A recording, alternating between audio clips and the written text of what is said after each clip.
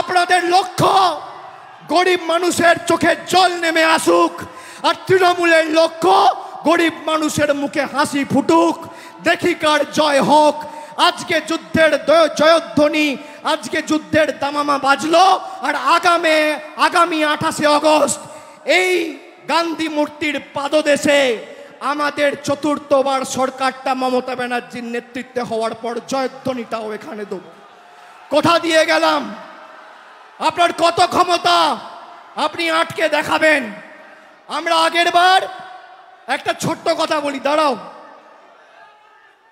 সব তৃণমূলের বিরুদ্ধে, বিচার ব্যবস্থা তৃণমূলের বিরুদ্ধে, বিজেপি তৃণমূলের বিরুদ্ধে, কেন্দ্রীয় বাহিনী তৃণমূলের বিরুদ্ধে, ইডি তৃণমূলের বিরুদ্ধে, সংবাদ মাধ্যম তৃণমূলের বিরুদ্ধে, সিবিআই তৃণমূলের বিরুদ্ধে, ইলেকশন কমিশন তৃণমূলের বিরুদ্ধে, কিন্তু 10 কোটি বঙ্গবাসী তৃণমূলের পক্ষে। এসো লড়াই করো, কত ক্ষমতা দেখি। একদিকে 10 কোটি বঙ্গবাসী, আর একদিকে দিল্লির জমিদারদের নেতৃত্বে ইডি সিবিআই সংবাদ মাধ্যম।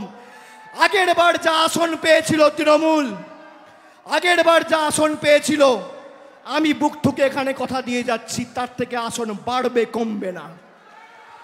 2011 184টা আসন পেয়ে আমরা বাংলায় ক্ষমতায় এসেছিলাম প্রথমবার। 2016 5 বছর কুৎসা করার পর তৃণমূলের আসন সংখ্যা বেড়ে হয়েছিল 211। 2016 থেকে 2021 কুৎসা যত বেড়েছে, মানুষের জনসমর্থন তত বেড়েছে। 211টা হয়েছে 215। আর এবার তো আমি বলেছি, বিজেপির ক্ষমতা থাকলে 50 পার করে দেখাও, 50। আগামী দিনে লড়াই বুঝে নেব। আর আমরা এই ভেঙে দাও গুড়িয়ে দাও এর রাজনীতি করি না, আমরা সাজিয়ে দাও গুছিয়ে দাও এর রাজনীতি করি।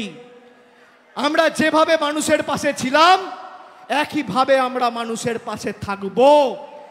এবং শপথ নিতে হবে যে যারা তৃণমূল কংগ্রেসকে ছোট করতে গিয়ে 10 কোটি বঙ্গবাসীকে ছোট করেছে, যারা আমাদের বাংলাদেশি বলে ব্যঙ্গ বিদ্রুপ করেছে, যারা বলেছে বাংলা বলে কোনো ভাষা নেই, যারা বলেছে বাংলা বলে কোনো ভাষা নেই, বাঙালি বলে কোনো জাতি নেই, তাদের বিরুদ্ধে 10 কোটি বঙ্গবাসীর লড়াই।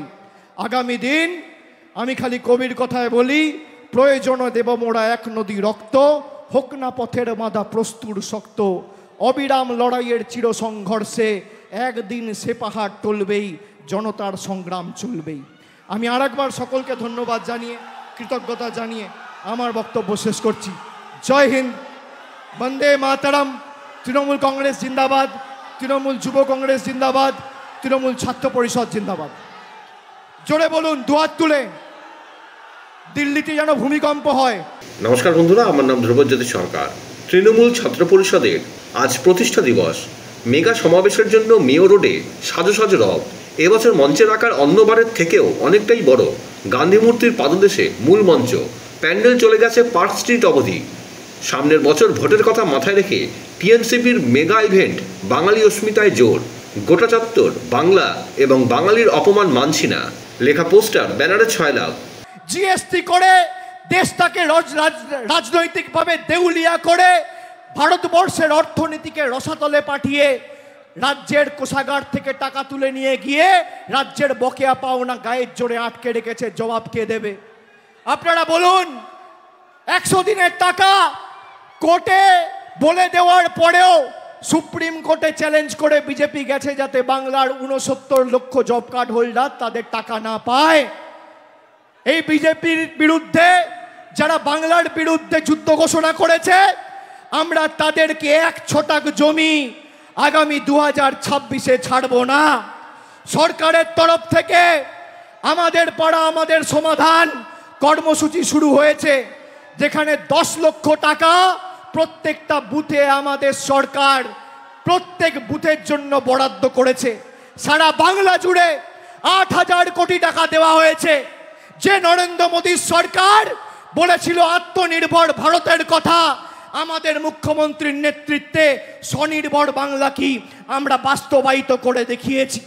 আগামী দিনও আপনারা বন্ধ করবেন, আমরা চালু করব।